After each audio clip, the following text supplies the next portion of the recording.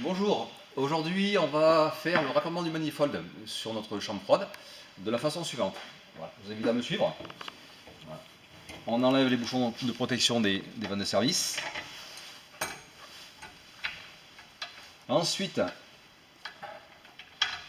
on va procéder à la vérification des sièges arrière des vannes de service.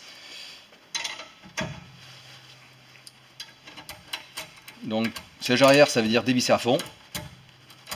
Voilà, donc j'ouvre un quart de tour mon presse-étoupe de vanne de service et je vérifie que mon siège arrière est bien fait, ce qui est le cas ici, puisque je ne peux pas dévisser plus. Et je referme mon presse-étoupe. À ce moment-là, je peux sans aucun problème ouvrir mon orifice de vanne de service pour accorder le manifold. Voilà, et je n'ai pas de fuite, heureusement. Ça, c'est pour la vanne de service HP. On fait pareil pour la vanne de service BP.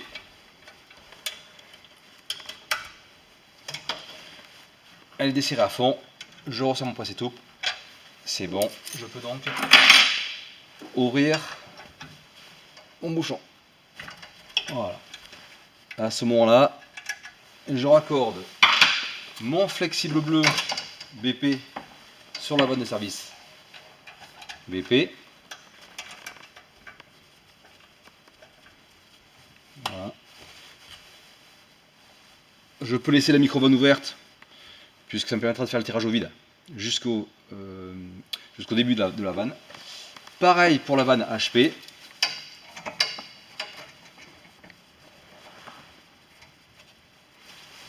Voilà. On va pouvoir maintenant procéder au réglage des zéros du manifold. Pour ça, je fais une mise à l'air du manifold pour être sûr d'atteindre la pression atmosphérique. Je vérifie que mes zéros soient bien réglés, ce qui est le cas ici. Voilà. Ensuite, on referme de façon étanche les raccordements.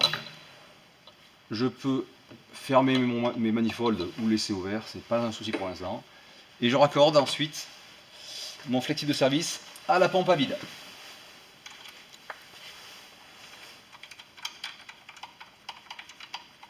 Alors tout ça évidemment en étant équipé des EPI, équipements de protection individuelle. Voilà. Je peux ensuite mettre ma pompe à vide en service et je vais ouvrir toutes les vannes en suivant le parcours éventuel du fluide. Voilà. Le bout caractéristique de l'aspiration d'air. Et puis ensuite, je vois une à une les deux vannes. Et on voit qu'on a bien tiré au vide la partie BP. Je fais pareil sur la partie HP. Voilà. Quand on n'a plus de bruit, c'est qu'on a un tirage au vide qui est efficace.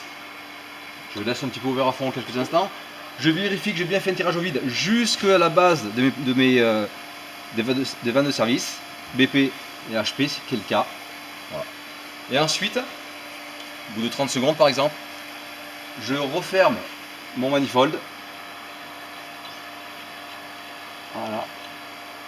Et je suis le parcours du fluide et je referme ma micro-vanne ici, du flexible, et j'arrête ma pompe à vide.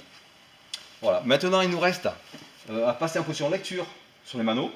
Je vais donc manœuvrer les vannes de service pour mettre en position lecture. Et même, j'irai un peu plus qu'en position lecture, parce que le but du TP aujourd'hui, c'est de faire une récupération du fluide. Donc, on ouvre notre presse-étoupe.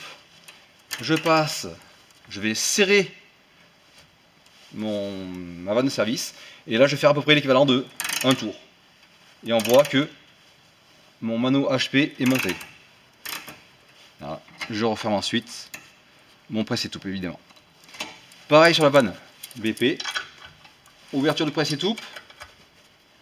Un quart de tour. Et j'ouvre ma vanne.